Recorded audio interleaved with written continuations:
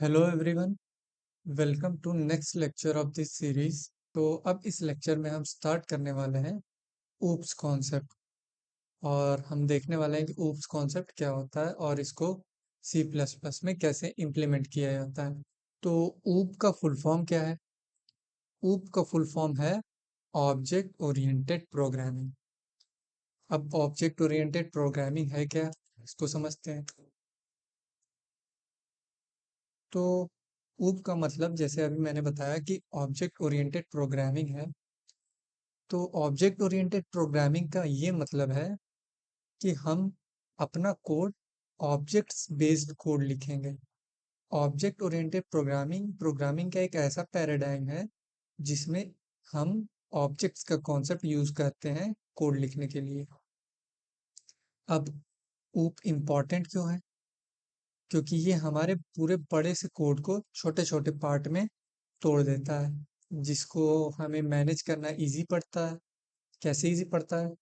अगर पूरा बड़ा कोड हम एक साथ मैनेज करेंगे तो वो हमारे लिए डिफिकल्ट होगा, और अगर उसी कोड को हम छोटे छोटे पार्ट्स में तोड़ देंगे तो हमारे लिए वो मैनेज करना इजी हो जाएगा। तो इसी को बोलते हैं मॉड्यूलैरिटी। तो ऊप कॉन्सेप्ट हमें क्या मॉड्यूलैरिटी प्रोवाइड करता है। फिर उसके बाद ये हमें रीयूजिबिलिटी भी प्रोवाइड करता है, क्योंकि हम ऑब्जेक्ट्स कई बार बना सकते हैं। अभी आपको ये इतना क्लियर समझ में आएगा नहीं, पर जब हम इसका कोड करेंगे तब आपको अच्छे से समझ में आ जाएगा कि क्या ऑब्जेक्ट है, कैसे बनाते हैं। ऑब्जेक्ट का कॉन्सेप्ट यूज करके हम क्या कर सकते हैं, हम अपना जो इम्पोर्टेंट डेटा है वो हाइड भी कर सकते हैं। मतलब जो डेटा हम नहीं चाहते कि यूजर देखे उसको हम हाइड भी कर सकते हैं। अब ऊप सी प्लस प्लस में कैसे वर्क करता है? सी प्लस प्लस जो है वो ऊप को सपोर्ट करता है क्लासेस और ऑब्जेक्ट्स से। क्लासेस और ऑब्जेक्ट्स क्या होते हैं ये अभी हम समझेंगे आगे चल के। अभी हम समझ रहे हैं कि ऊप आखिर है क्या, इसकी ज़रूरत क्यों है। और ये जो टर्म्स हैं इनकैप्सुलेशन, एब्स्ट्रैक्शन, इनहेरिटेंस, पॉलीमॉर्फिज्म, ये भी हम आगे देखने वाले हैं। अब हम देखते हैं procedural versus object oriented program.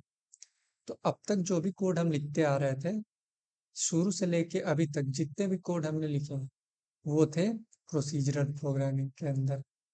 तो प्रोसीजरल प्रोग्रामिंग क्या करता है, ये फंक्शन और प्रोसीजर के ऊपर बेस्ड होता है। मतलब कि एक सीक्वेंस में कोड एग्जीक्यूट होता है और इसमें डेटा ग्लोबल होता है और कोई भी फंक्शन इसको एक्सेस कर सकता है। ये हमने देखा ही था कि हम किसी भी वेरिएबल को किसी भी फंक्शन में पास कर सकते हैं। और ऐसा कोड क्या होता है, ऊपर से नीचे तक रन होता है, यानी एग्जीक्यूट होता है। तो इसको बोलते हैं कि ये टॉप डाउन अप्रोच फॉलो कर रहा है। अब इसमें प्रॉब्लम क्या है, क्योंकि इसमें सारे वेरिएबल्स ज़्यादातर ग्लोबल होते हैं तो ये लेस सिक्योर होता है। तो ऐसी लैंग्वेजेस जो सिर्फ प्रोसीजरल प्रोग्रामिंग को फॉलो करती हैं, उनका कुछ एग्जांपल है सी लैंग्वेज। सी लैंग्वेज जो कि सी प्लस प्लस का ही एक पुराना कह सकते हैं कि वर्जन है। तो सी में क्लासेस और ऑब्जेक्ट्स का कोई कॉन्सेप्ट नहीं है। वैसे ही एक और एग्जांपल है पास्कल लैंग्वेज, और एक और एग्जांपल है फोर्ट्रन लैंग्वेज। अगर इसका एग्जांपल हमें देखना हो प्रोसीजरल प्रोग्रामिंग का, तो हम एक प्रोग्राम बना सकते हैं जो कि स्टूडेंट की ग्रेड कैलकुलेट करेगा। और उसके लिए हम अलग अलग फंक्शन बना सकते हैं, इनपुट लेने के लिए, कैलकुलेट करने के लिए और आउटपुट करने के लिए। यानी इनपुट के लिए एक फंक्शन बना लिया, कैलकुलेशन के लिए एक फंक्शन बना लिया, और आउटपुट के लिए एक फंक्शन बना लिया। शेयर्ड डेटा जो कि स्टूडेंट का डेटा आएगा, वो डेटा ये तीनों फंक्शन एक्सेस कर सकते हैं। तो ये था प्रोसीजर प्रोग्रामिंग। अब देखते हैं ऑब्जेक्ट ओरिएंटेड प्रोग्रामिंग क्या है। तो ऑब्जेक्ट ओरिएंटेड प्रोग्रामिंग जो है वो ऑब्जेक्ट्स और क्लासेस पे फोकस करता है, यानी कि उसकी मदद से इम्प्लीमेंट होता है। ऑब्जेक्ट और क्लास होते क्या है ये अभी हम डिटेल में देखेंगे। Data is encapsulated with in objects. इसका मतलब ये है कि ऑब्जेक्ट्स के अंदर डेटा को रखा जाता है। तो ये क्या करता है, जैसे ये procedure programming top down approach follow करता था, उसका उल्टा ऑब्जेक्ट ओरिएंटेड प्रोग्रामिंग जो है वो बॉटम अप अप्रोच फॉलो करता है। और ये ज़्यादा सिक्योर होता है क्योंकि डेटा इसमें हिडन होता है। हम चाहे तो डेटा हाइड कर सकते हैं जो कि हमें शो नहीं करना है। अब ऐसी लैंग्वेजेस जो ऑब्जेक्ट ओरिएंटेड प्रोग्रामिंग सपोर्ट करती हैं वो क्या क्या है? वो सी प्लस प्लस है, जावा है और पाइथन है।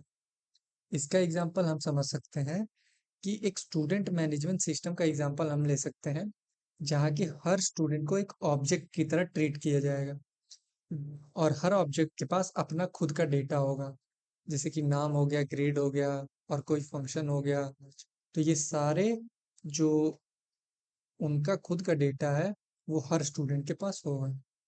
तो ये डिफरेंस है प्रोसीजरल और ऑब्जेक्ट ओरिएंटेड प्रोग्रामिंग में।